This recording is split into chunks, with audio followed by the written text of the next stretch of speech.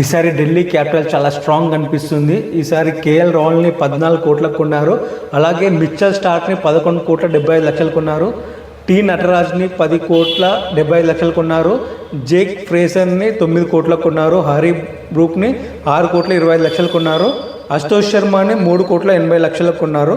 మోహిత్ శర్మని 2 కోట్ల 20 లక్షలు కొన్నారు. సో వీళ్ళ ఓపెనింగ్ పార్ట్నర్షిప్ ఒకవేళ ఫ్రేజర్ కేఎల్ రాహుల్ వస్తే మాత్రం అరాచకం ఉంటుంది. ఎందుకంటే ఫ్రేజర్ని లాస్ట్ ఇయర్ నేను చూసినాను. So is excellent player, like Sevak లాగానే ఆడతాడు. ఒకవేళ ఫ్రేజర్ 9 to 10 ఓవర్స్ ఒకవేళ గ్రీస్లో ఉంటే మాత్రం చాలా పెద్ద స్కోర్ ఉంటుంది బోర్డు మీద. సో అండ్ కేఎల్ రాహుల్ కొంచెం సపోర్ట్ ఇస్తే ఫ్రేజర్కి ఓపెనింగ్ పార్ట్నర్షిప్ మాత్రం ఎక్సలెంట్ ఉంటుంది.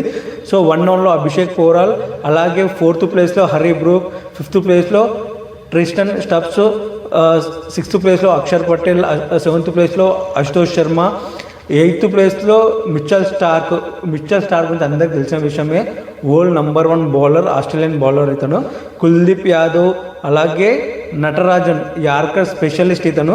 సో నటరాజన్ కూడా తీసుకున్నారు. And Mukesh Kumar. So bowling department కానీ, బ్యాటింగ్ డిపార్ట్మెంట్ కానీ, స్పిన్ డిపార్ట్మెంట్ కానీ ఈసారి ఢిల్లీకి చాలా బాగుంది. ప్రీవియస్గా సీజన్లో చూసిన దానికంటే ఈసారి ఢిల్లీ టీం చాలా బాగుంది.